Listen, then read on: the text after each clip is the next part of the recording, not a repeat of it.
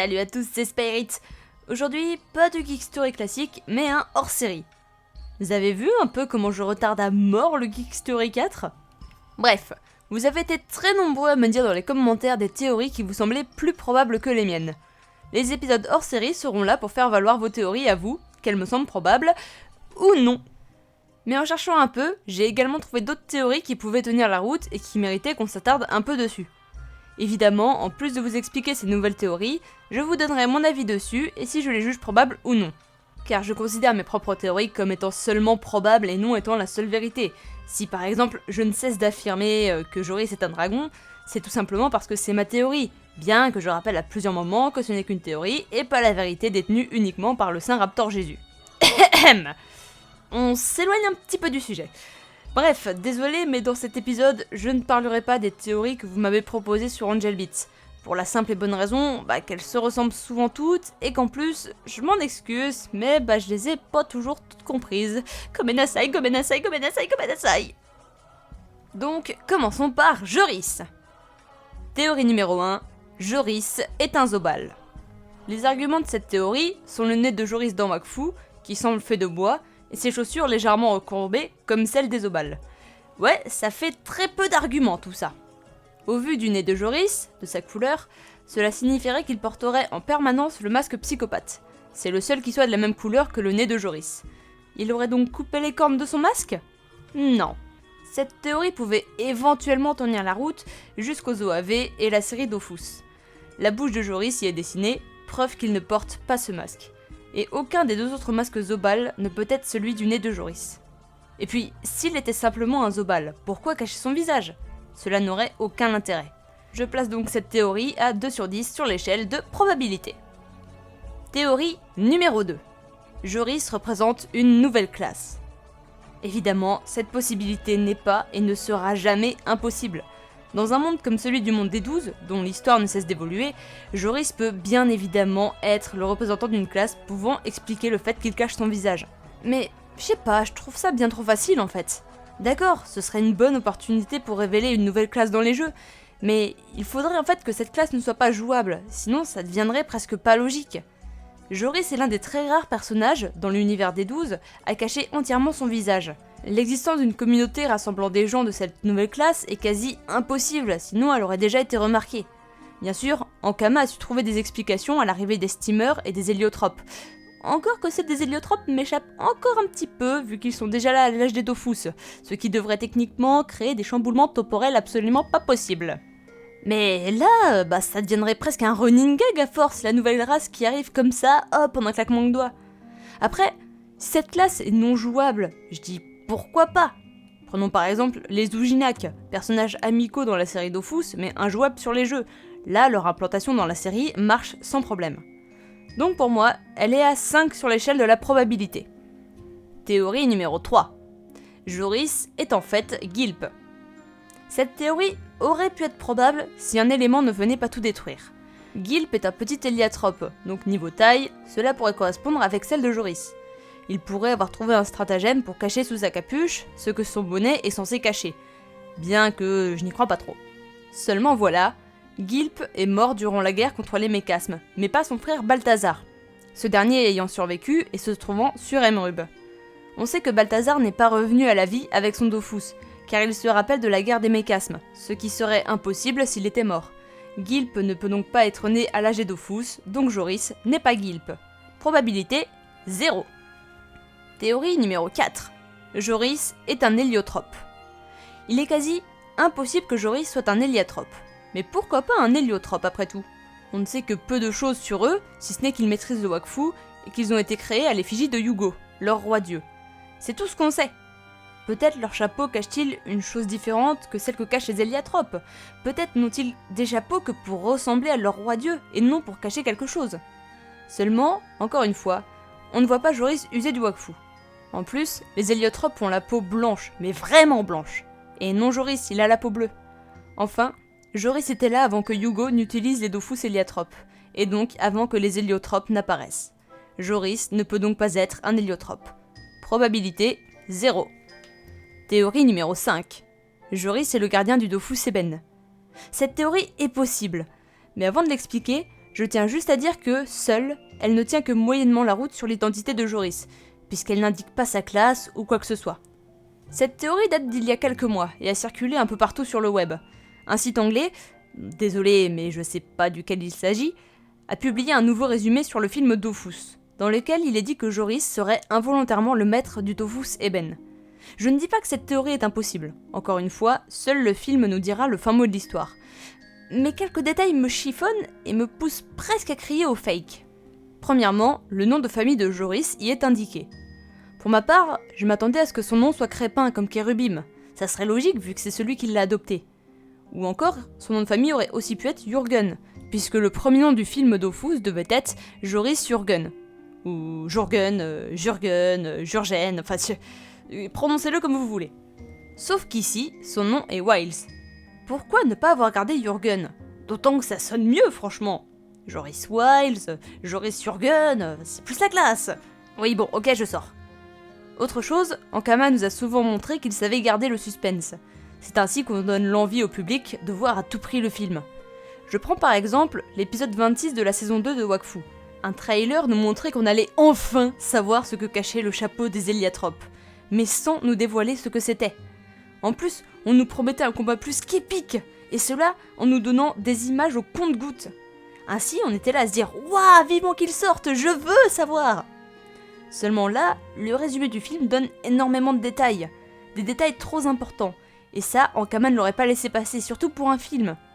Les trailers nous montrent très peu d'images et d'indices sur l'identité de Joris, alors pourquoi laisser un résumé comme ça circuler? Ils n'ont absolument aucun intérêt à nous spoiler, sauf pour nous faire part de l'envie de voir le film. Voici donc le fameux résumé du film en entier. Dans la magnifique ville de Bonta, Joris Wiles, 12 ans, coule des jours heureux avec son père adoptif, Kérubim Crépin, un vieil écaflip qui tient une boutique d'antiquités. Tout change le jour où Joris décide de rencontrer son seul et unique idole, une mégastar de bouffball. Soudain, il est frappé par une étrange maladie. Une maladie qui pourrait être le début d'une énorme menace pour toute la ville. Il est enlevé par Julis, une sorcière qui a jeté son dévolu dans la destruction de Bonta.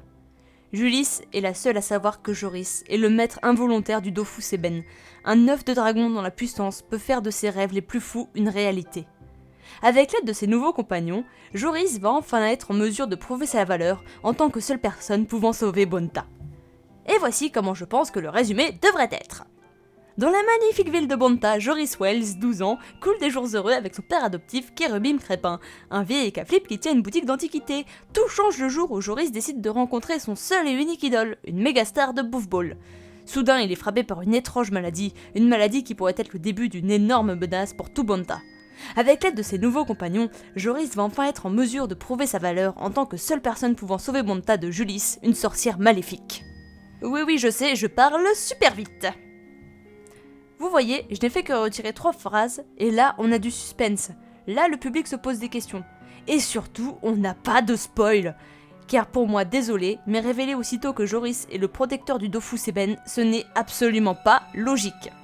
De plus, s'il y avait vraiment eu des fuites sur l'histoire du film, pourquoi est-ce un site anglais et non français qui aurait annoncé ce résumé?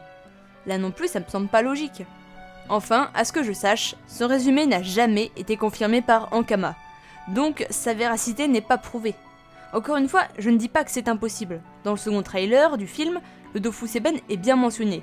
Et le Dofus aperçu dans le premier teaser ressemble un peu au Dofus Eben. On sait qu'il sera présent dans le film. Mais de là à hurler à tout va que Joris en est le protecteur, je n'y crois que moyennement. Probabilité 5. Bien, maintenant qu'on a passé les théories sur Joris, voici les théories sur N. Comme vous pouvez le voir, il y en a beaucoup moins, mais j'ai fait avec ce que j'ai trouvé. Théorie numéro 1.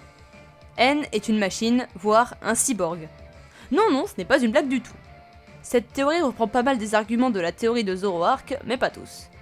Pour le premier argument, il faut remonter aux versions Saphir, Ruby et Émeraude. À la Devon Sarl, oui désolé si je le prononce mal, mais au pire je m'en fous, l'entreprise où l'on pouvait ressusciter nos fossiles, il y avait 3 scientifiques qui vous parlaient de leurs recherches. Un premier travaillait sur de nouvelles balls, sûrement des Pokéballs implantés dans les jeux sortis après Ruby Saphir. Le second essayait de créer un appareil pouvant reproduire visuellement les rêves des Pokémon.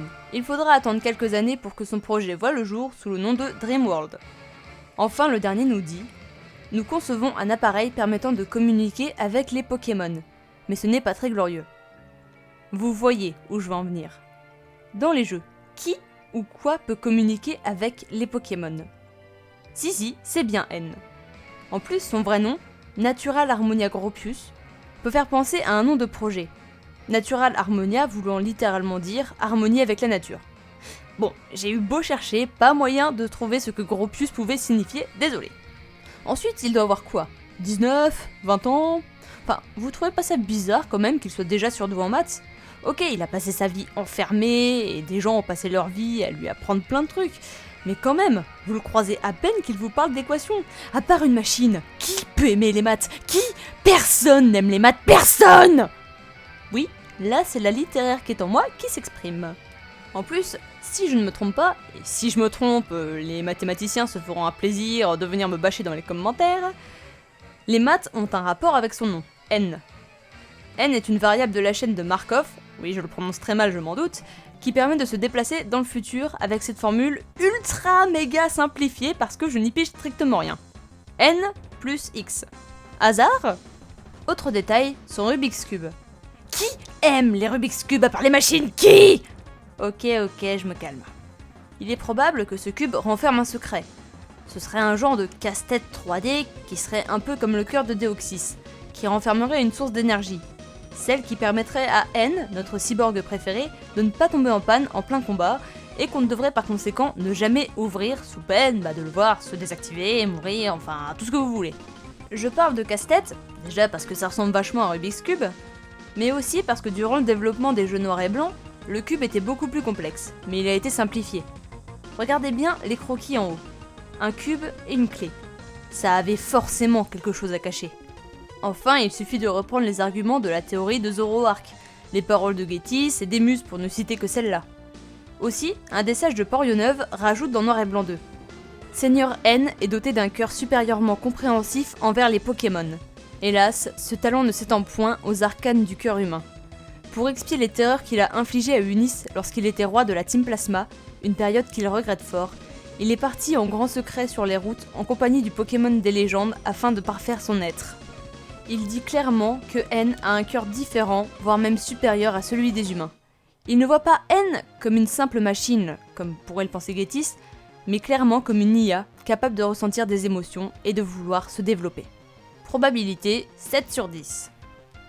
Théorie numéro 2. N est de sang royal.